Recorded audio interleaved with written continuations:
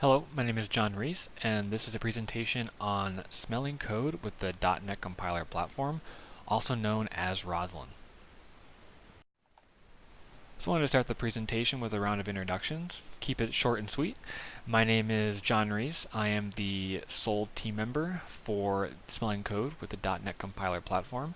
I am a full-time software engineer at Plex Systems here in Troy, Michigan. We are a Microsoft shop focused primarily in .NET, ASP.NET web applications, and we are a cloud manufacturing ERP system for manufacturers. So I want to give a quick overview about the presentation. As the slide says, code quality is important in software development. Unfortunately, it is often neglected in favor of deadlines, lack of experience, and/or decisions made by management. And speaking from experience, I find this is very true. Management is generally driven by their own deadlines. They just want to get the product out to market, and they don't really care that maybe behind the scenes all of the software is held together by bubblegum and duct tape. So it's important for developers to try to focus on code quality and keeping it maintainable, because while the management just needs to get the product out, we actually have to maintain the product, and if it's hard to maintain, then it makes our jobs harder. Now that we have an overview of the project, I wanted to dig deeper into trying to understand the problem. As I alluded to on the previous slide, we have management and development have different objectives. Management is going to be focused on getting the product into customers' hands, whereas development is going to be focused on clean code. They want their code to be extensible, they want their code to be easy to work with, because they're the ones who have to actually deal with feature requests, bug fixes, etc. Management is just going to have to deal with getting the product to market and dealing with customers. The second issue to deal with is technical debt. Technical debt is the accumulation of easy solutions rather than the best.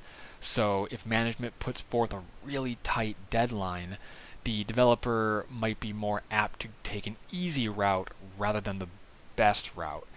If this keeps on happening, you're going to accrue more and more debt and make the software very hard to deal with. Lastly, there's also just lack of experience.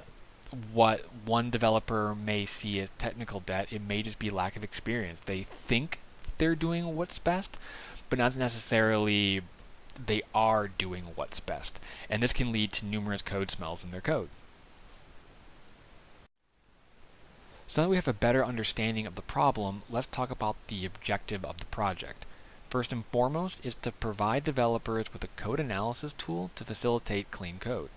We've talked about how important it is to have clean code, but it's not always easy to find out what code needs to be cleaned. Projects are huge. They can be. They can have multiple files, multiple classes, and it's not always easy to know where in our code problems are. So this project will take in a .NET source code repository, and it will show the developer in each file where problems may or may not exist. With this reporting information right in front of them, they can make better decisions on where to go in their code and clean it so that it's easy to maintain in the future. Now that we know the project objective, let's talk a little bit about the context. The project will be written in C# and it will rely heavily on the .NET Compiler platform, also known as Roslyn. Roslyn lets you input C# code, and then it will output a syntax tree, which means you can traverse C# code and figure out how long classes are, how long methods are, how many types are used within that class, how many parameters are in method names. A lot of useful information when trying to figure out if a certain class is a god class, if there's a lot of feature envy, etc. We will be using Visual Studio 2015 as our development environment. And then we will also use a Microsoft-based test suite, which will include the Microsoft Bakes unit testing framework. Now that we have the context defined, let's talk a little bit about the requirements. I broke down the requirements into functional and non-functional requirements. A functional requirement is a requirement that an end user would more than likely notice. It's how the application will function. Nothing to do with the technical aspect, which is more non-functional, such as the file formats or the language or the data store that an application might use. So for some functional requirements that I've outlined is that the application must be able to accept all .NET project versions. I want this to be able to accept multiple types of code bases and not just a specific version like 4 or 4.5. The application must be able to save a report to disk for future viewing. The application must give the user informative feedback in case of failure. So if a user were to input a product that was, say, Java, I would want my program to report stating this is an invalid language. And the application must be able to be customizable and allow for features to be turned on and off. It's extremely possible that an end user might not care about God class, for example, and they would want that off because they would see that in the report and just consider it to be noise. Next, there's non-functional requirements. Some non-functional requirements I have are the output of a report must be in CSV file format. It's a universal file format and it makes it very easy to port a report from one platform to another. The project will be written in .NET, specifically the C# programming language. We will leverage Roslyn for all file parsing needs, and we will adhere to the solid design principles. Now that we have the requirements outlined, both functional and non-functional, we can talk about the objectives, how we're going to meet the requirements. So first and foremost, we need to research Roslyn. It's an area that I'm not incredibly familiar with, but I knew that going into this project because I wanted to learn more about it. So to achieve this objective, I have a Pluralsight license as well as Microsoft Academy subscription, which is an online video resource for educating developers. And then I also want to be able to prototype using the Roslyn APIs. Next, we'll need to configure tooling. This will include leveraging NuGet for package management, as well as configure the Microsoft Fakes unit testing framework and the Roslyn APIs that we will be using. I'm going to take a feature-by-feature development approach with implementing a minimum of 4 features, and then I can add more features as time allows. I also want to make sure that I have proof of correctness to make sure that all of the code smells and anti-patterns that my project is outputting are actually correct. And to do this, I'm going to utilize the Microsoft Test Framework, and I will provide a unit test per feature. So like any good project, we have a timeline. The timeline outlines all of the objectives in a week-to-week basis. So for example, in weeks 1 through week 2, I have dedicated to researching and environment configuration. This is going to be the start of the project, particularly learning what I want to do and how to configure it.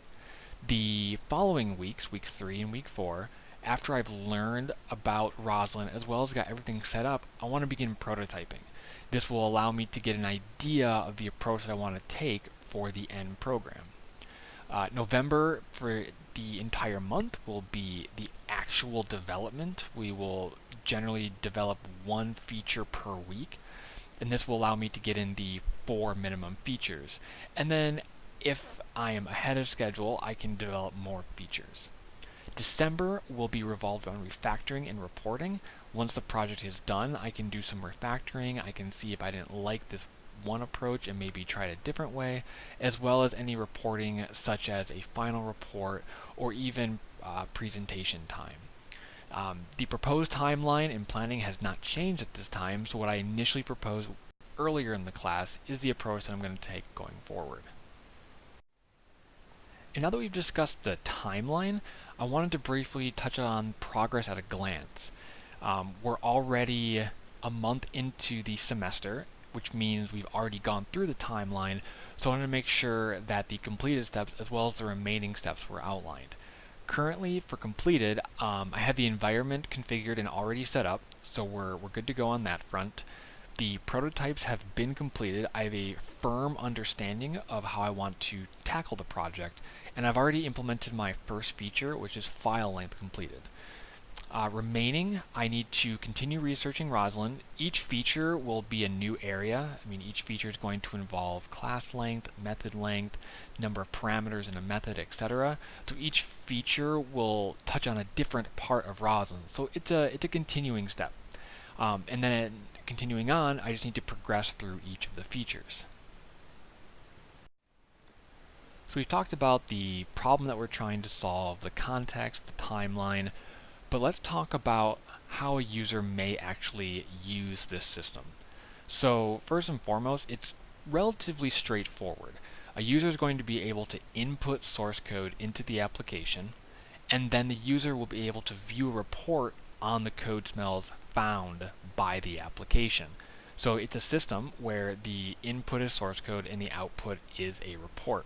And then optionally, a user may choose to download the report for distribution or simply just for future viewing.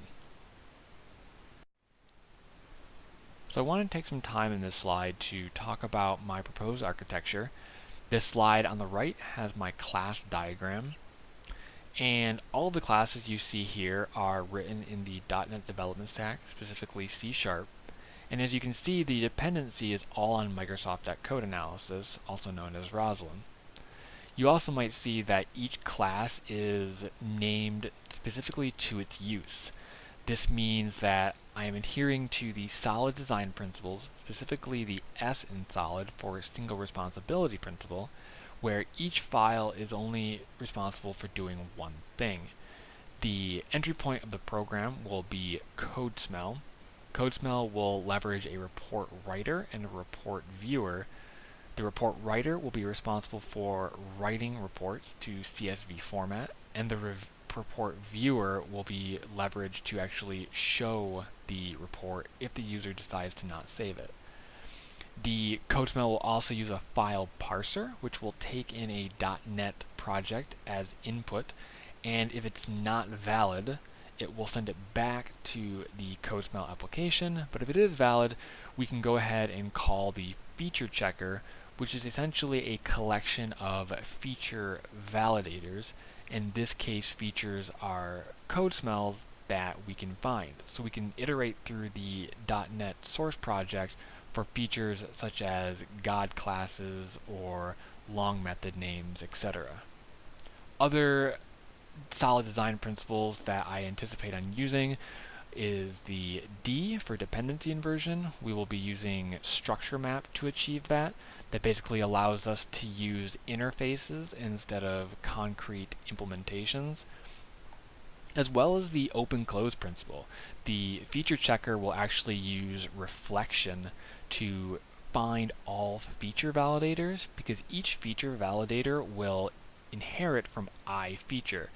So we can actually use reflection to find all of those classes so that when a new class is added, the feature checker will already know about it and the program will work without having to modify any existing code. Lastly, I just wanted to talk about some current difficulties with the project. First and foremost, there's just a lack of knowledge in the area. As stated previously, this is a new area for me. I'm not that familiar with the Roslyn API, but I'm enjoying learning about it, and I'm continuing to go stronger as the days go by. Secondly, there are very few open source projects and information that I found on this topic. There are a few sections here and there, but even Pluralsight only has one course on the topic, so it's a little hard to find information, but once I have found the information, it's rather good. So that is my presentation for this course. Again, my name is John Reese. If you do have any questions, you can email me at jpreese@umich.edu. As stated previously, I am an online student, so I won't be able to attend the class, but I'm always open to email. Thanks for watching.